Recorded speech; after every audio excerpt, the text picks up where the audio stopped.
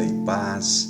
Obrigado mais uma vez pela sua companhia conosco aqui nessa série de estudos Relevância em Tempos de Crise, que é baseada no livro de Neemias. Hoje nós vamos começar a aula número 12. O título da aula é A Verdadeira Renovação Espiritual. Eu gostaria de convidar você e os seus familiares para abrirem suas Bíblias no capítulo 8 do livro de Neemias. É um capítulo que tem lições preciosas.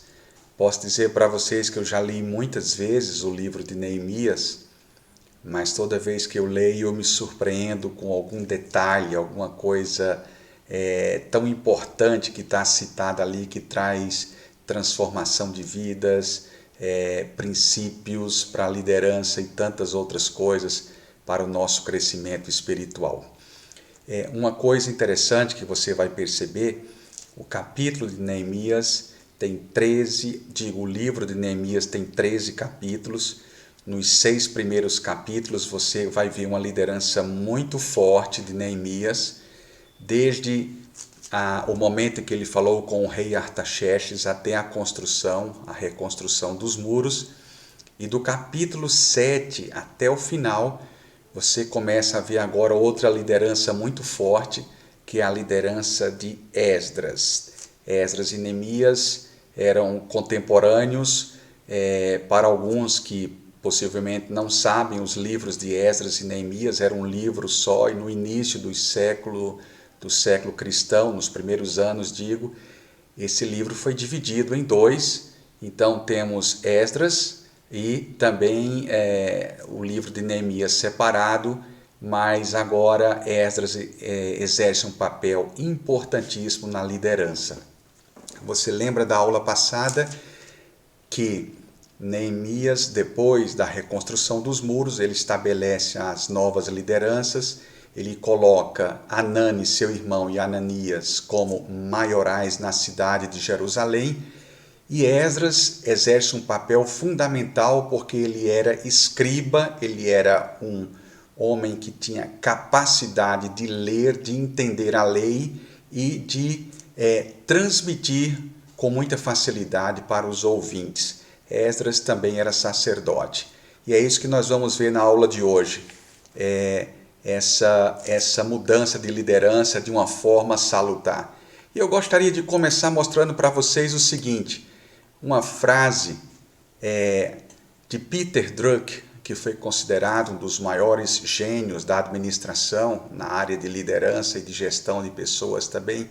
Ele disse: os gerentes já aprenderam que a descentralização fortalece a cúpula da gerência, tornando-a mais eficaz e capaz no desempenho das suas próprias tarefas.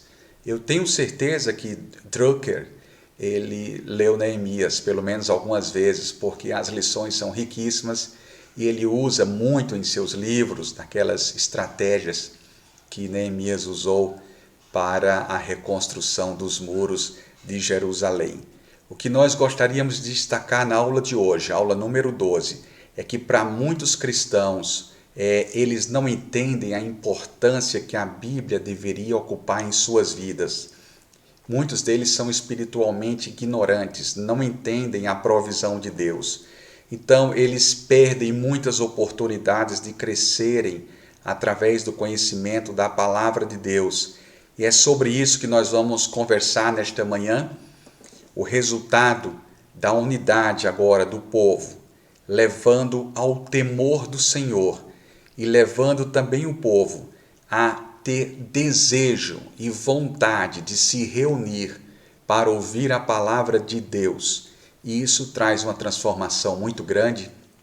Eu posso dizer para vocês que isso é um dos pontos principais que acontecem num reavivamento ou acontecem numa renovação espiritual. Vejamos o seguinte agora. Os reavivamentos da história. Vamos ver algumas coisas que aconteceram. Por exemplo, em todo reavivamento na história, Deus acende o fogo de sua palavra. as pessoas ficam desejosas de ouvir a palavra de Deus. Elas querem cumprir os mandamentos do Senhor. Aquilo não passa a ser um fardo, muito pelo contrário, passa a ser um prazer cumprir a lei do Senhor. E, como consequência de ter a palavra de Deus, é a mobilização dos cristãos para a salvação dos perdidos. Devo dizer para vocês que reavivamento não acontece para não cristãos. O reavivamento acontece com cristãos que são incendiados pela palavra de Deus para a pregação do Evangelho. A segunda coisa importante é o resultado de tudo isso, que é a unidade do povo de Deus e o desejo de aprender mais e de buscar a sua palavra. Vamos fazer uma rápida revisão nos reavivamentos na história. Você possivelmente já ouviu falar deste homem chamado John Wycliffe, do século XIV. Ele foi o primeiro a traduzir a Bíblia para o inglês. E como revolta dos povos naquela região, na região da Inglaterra, ficaram furiosos porque ele traduziu a Bíblia, queimaram o corpo dele e depois que queimaram todo o corpo, jogaram as cinzas sobre o rio Tâmisa, esperando que com isso eles iam deter o poder do Evangelho. Mas muito pelo contrário, o Evangelho crescia, o Evangelho se estabelecia, ganhava raízes. O desejo pela palavra de Deus era cada vez mais claro, mais evidente entre as pessoas, entre as famílias, entre as cidades, e foi uma coisa fantástica. Se você lembrar, por exemplo, também no século XVI, quando Martinho Lutero lidera a Reforma Protestante, ele escreve 95 teses contra a Igreja Romana, sobe todos os degraus da Catedral de Wittenberg e deixa pregado bem forte: o justo viverá pela fé. E a partir dessa iniciativa, a tocha do Evangelho começa a ganhar espaço e entra em evidência em toda a Europa. Deus levantou muitos homens também, além de Lutero, como Calvino, e se você olhar, por exemplo, alguns anos depois, Deus usa John Knox, na Escócia, para abençoar aquela nação. E você imagina qual foi a oração de Knox. Knox se ajoelhou e disse: Senhor, dá-me a Escócia. E era isso que ele fazia. Ele confrontava o pecado. Ele confrontava até a rainha da Escócia, que era chamada de Mary. E naquela época ele dizia para ele assim, que ela era Jezabel, porque fazia coisas erradas. E quando perguntaram àquela rainha: o que você vai dizer contra este homem, John Knox? Ela disse: eu tenho mais medo dele do que o exército completo da Inglaterra, por isso que eu não tenho que temer. E não tenho que dizer também para ele. E era interessante que a rainha tinha influência, mas Knox tinha poder. Essa era a grande diferença. Depois, no século XVIII, Deus usa dois irmãos da família Wesley, que era filho de um grande reitor universitário. Deus usa John Wesley para pregar o evangelho em muitos lugares e trazer o reavivamento britânico. Só para vocês terem uma ideia, Wesley pregou cerca de 40 mil sermões em sua vida. Se ele pregasse um sermão por dia, ele gastaria 109 anos. Portanto, Wesley pregou cerca de 4, 5 sermões por dia e ele andou a cavalo cerca de 32 mil quilômetros. A distância aproximada de Campinas para Fortaleza é menos de 3 mil quilômetros. Ele andou isso mais de 10 vezes, pregando o evangelho ali no Reino Unido, e Deus usou para a salvação de muitas pessoas. Deus também usou Charles Wesley, que era irmão dele, para compor mais de 8 mil hinos que estão disponíveis nos nossos hinários para abençoar as nossas vidas. E depois de algum tempo, no início do século XX, Deus usa Oswald Smith para trazer o reavivamento no Canadá. Um homem que tinha paixão pelas almas perdidas, um homem cujo coração pulsava por missões. E ele dizia todo ano à sua igreja: se eu descobrir em alguns desses anos que a nossa igreja está investindo mais em templos e em coisas do que em pessoas, eu passo a não ser mais o pastor dessa igreja, porque eu estou aqui com uma missão muito importante, que é conduzir a Igreja de Cristo para a salvação dos perdidos. Então Deus usou muitas pessoas no passado, como vocês estão vendo aqui, e agora nós vamos lembrar de uma oração que nós vamos fazer ao final desta aula, que diz o seguinte: o salmista no Salmo 119, versículos 97 e 98, ó como eu amo a tua lei, nela medito o dia inteiro. Os teus mandamentos tornam-se mais sábio que os meus adversários, pois eles são o meu guia constante. Que essa seja a sua oração nesta manhã, que seja também a minha oração, para que Deus nos traga um reavivamento, um desejo forte pela leitura da sua palavra, um desejo forte pelo temor do Senhor, porque quando a palavra de Deus é proclamada e nos mobilizamos em obediência, o reavivamento acontece, a renovação espiritual também acontece. E se você olhar muito bem no livro de Neemias, no capítulo 8, que é a base da aula de hoje, acontece o primeiro ou a primeira renovação espiritual registrada na história, e é sobre isso que vamos conversar agora. A primeira coisa, quais são os efeitos da renovação espiritual? Tá? Deus não enche pessoas da sua graça e do seu espírito por acaso.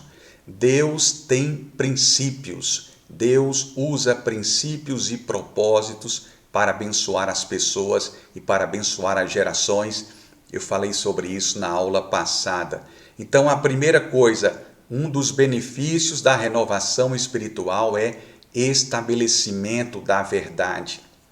No meio daquele povo existia ainda intriga, existia contenda, existia o sufoco de alguns que emprestavam dinheiro com usura, e Neemias fez essas correções, mas existia muita briga entre eles, e agora, com a renovação espiritual, com o desejo de conhecer a lei, a intriga dá espaço agora para a unidade do povo de Deus. Veja o que a Bíblia diz no versículo 1: e chegando ao 7º dia e estando os filhos de Israel em suas cidades, todo o povo se ajuntou. Veja essa expressão, todo o povo se ajuntou como um só homem na praça diante da porta das águas, e disseram a Esdras, o escriba, que trouxesse o livro da lei de Moisés, que o Senhor tinha ordenado a Israel. O desejo de ouvir a palavra de Deus.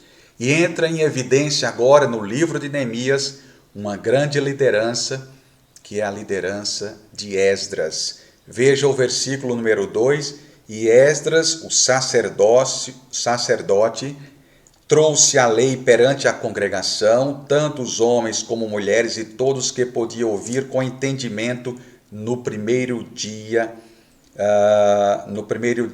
do 7º mês. E leu o livro na praça que está diante da porta das águas, desde a alva até meio-dia. Você imagina? Desde o início da manhã, quando o sol estava se levantando, até meio-dia, e as pessoas tinham sede de ouvir a palavra de Deus. Que coisa interessante.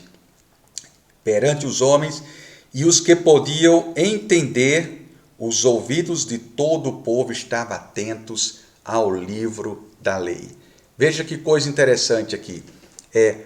O povo não estava pronto para ser governado. Ainda existia um pouco de intriga, que era constante, mas com fundamento sólido, estabelecido pela leitura da palavra de Deus, as coisas começam a mudar a partir do conhecimento da palavra.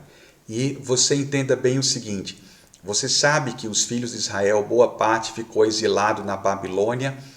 Um grupo dos remanescentes veio com Zorobabel, está escrito no livro de Esdras, e outro grupo veio com Esdras. Tá? Esdras trouxe o outro grupo que estava naquela do exílio na Babilônia.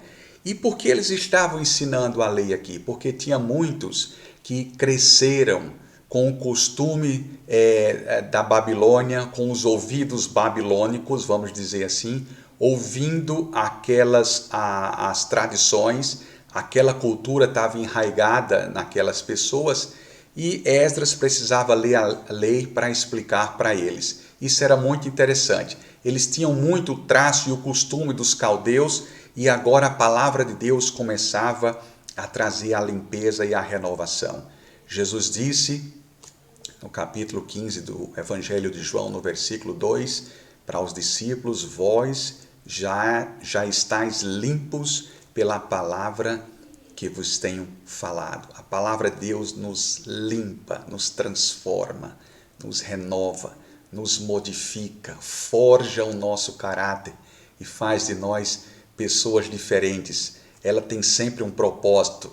Como Deus disse ao profeta Isaías: a minha palavra não voltará para mim vazia, mas prosperará para aquilo que eu a designei.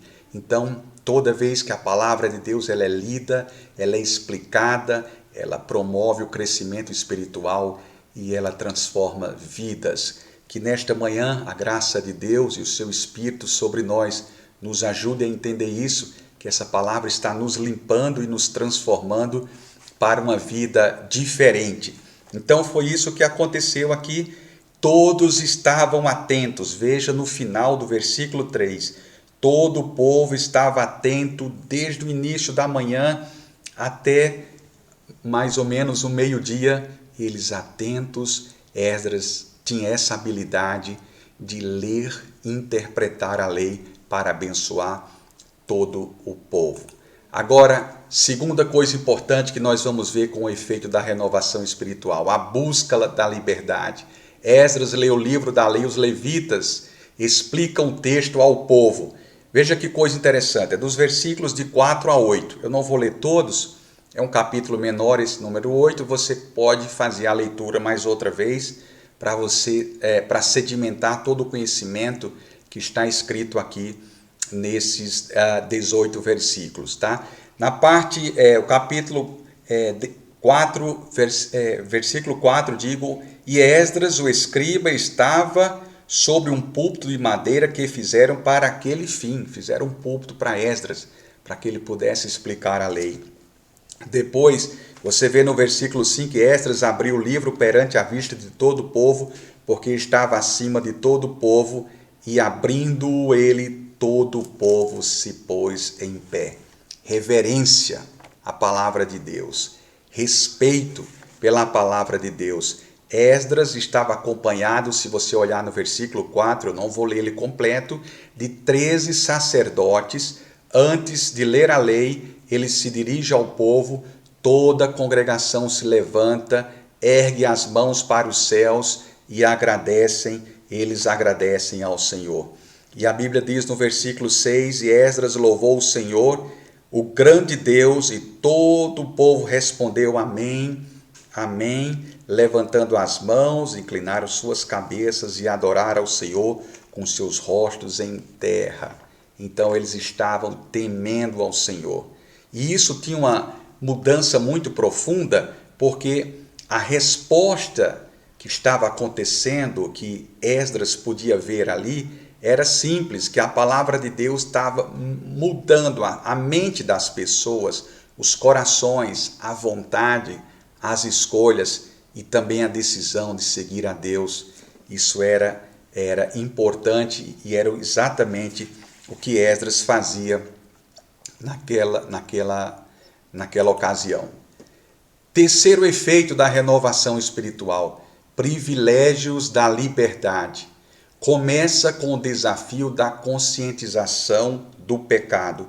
Veja o versículo, por exemplo, número 9. E Neemias, que era o governador, e o sacerdote Esdras, o escriba e os levitas ensinaram o povo e disseram todo o povo: este dia é consagrado ao Senhor vosso Deus, então não vos lamenteis nem choreis, porque todo o povo chorava ouvindo as palavras de Deus. Isso me faz lembrar muito meu pai. Quando eu viajava com ele para pregar o evangelho no interior do Nordeste, viajei muitas vezes, e graças a Deus tive a oportunidade de fazer daquelas viagens o meu seminário teológico. Foi ali que eu aprendi muito teologia, foi ali que eu aprendi muito a pregar o Evangelho. E ele dizia, quando ele pregava, que fazia o apelo, que as pessoas se convertiam, começavam a chorar. Ele dizia, isso é um bom sinal. Quando uma criança nasce, quando uma mulher dá à luz, a criança chora. E quando nós nascemos de novo, quando somos confrontados diante de Deus com o nosso pecado, nós choramos, nós lamentamos, porque nós precisamos da graça e da misericórdia de Deus. E era isso que acontecia. O choro era grande, era uma mudança na mente. Deus trabalhando também nas emoções, porque as emoções vão nos marcar. Aquela emoção, quando é forte, nunca mais vamos esquecer. E as pessoas choravam na presença de Deus, e era isso o que estava acontecendo naquele momento. E tem um versículo em Salmo 119, versículo 130, que você pode ver aqui, que a explicação da tua palavra, disse o salmista, dá entendimento aos simples, dá entendimento aos inexperientes. Se você olhar aqui, no versículo de número 10, no finalzinho, quando eles choravam porque Deus estava trazendo a eles aquela oportunidade de arrependimento, ele disse assim, Esdras diz, não vos entristeçais, porque a alegria do Senhor é a vossa força. Eles estavam chorando por causa do pecado, do arrependimento. Isso me faz lembrar, quando a Bíblia diz em Hebreus 4 e versículo 12, porque a palavra de Deus é mais penetrante do que uma espada bigúmia. Ela penetra até a divisão da alma e do espírito, coisa que a ciência não consegue fazer, e é apta para discernir os pensamentos e as intenções do coração. Veja que coisa interessante. A palavra de Deus, ela nos corta, mas nos corta sem ferir. Ela nos corta fazendo a diferença entre o certo e o errado.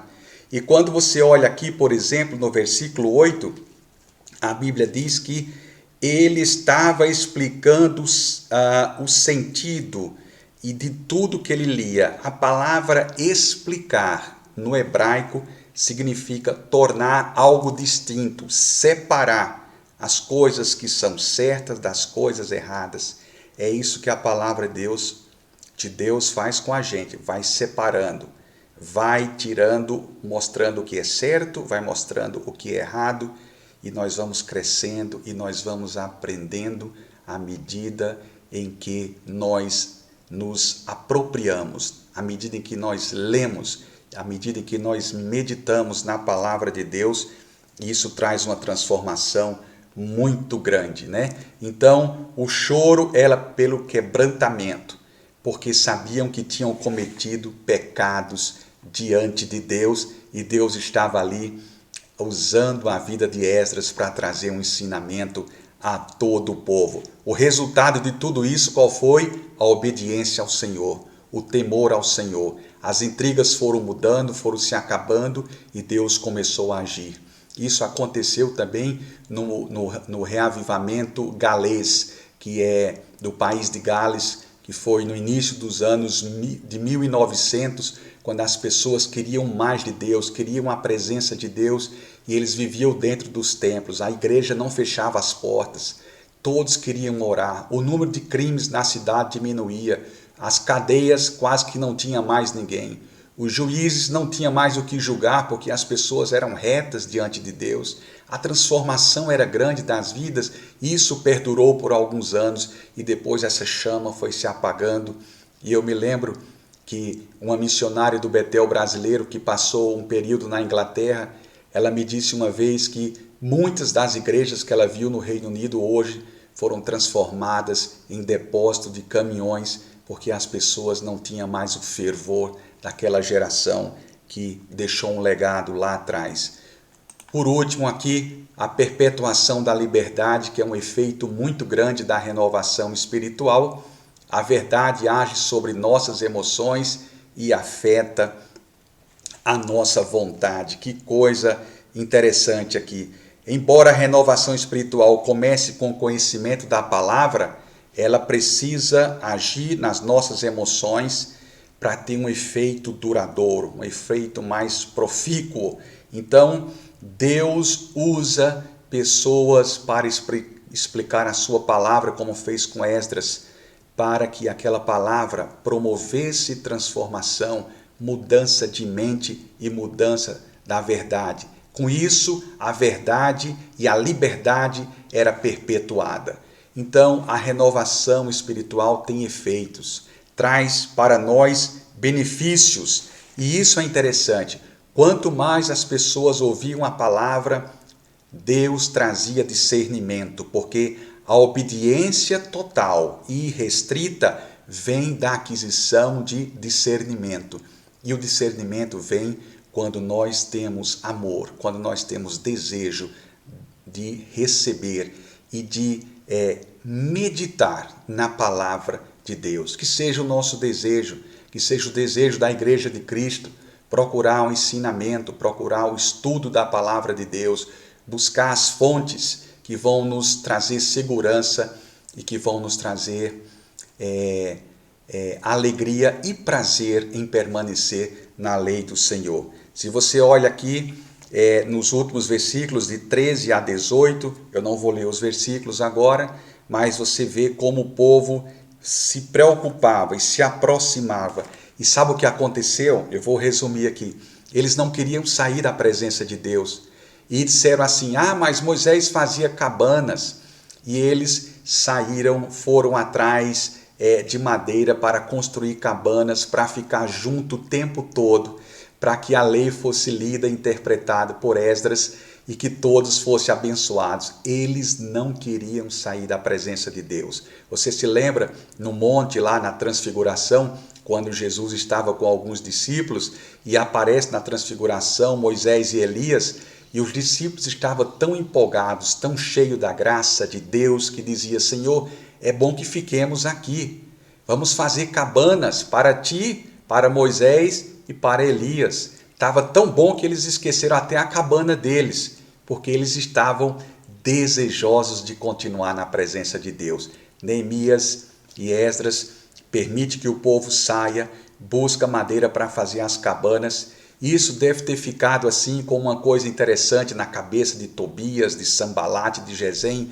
Esses homens já inventaram de construir um muro tão grande como este e agora vão construir cabanas, e fizeram as cabanas, ficavam na presença de Deus, o prazer de meditar na lei do Senhor, de receber as instruções, e Deus dessa maneira abençoava todo o seu povo.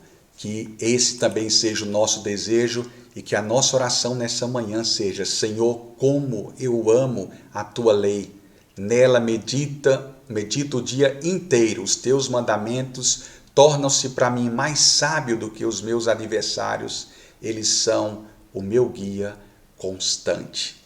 Que Deus abençoe a sua vida nesta manhã, a vida da sua família, que Ele traga esse desejo do conhecimento, da apropriação da palavra de Deus e que haja entre nós renovação espiritual, que tenhamos a vontade de estar juntos para ouvir a palavra de Deus. Na próxima aula, nós vamos conversar sobre o capítulo número 9 de Neemias. Gostaria que você lesse as mãos de Deus agindo ao longo da história. Esdras mostra que naquele momento, para trás, todos os momentos, a mão de Deus estava agindo para propiciar aquela oportunidade muito interessante. É sobre isso que nós vamos falar na próxima aula. Convido você para compartilhar esse link, ler o capítulo número 9, que o Deus te abençoe e que esse desejo esteja sobre a nossa vida, de conhecer a Deus mais e mais, em nome de Jesus. Amém.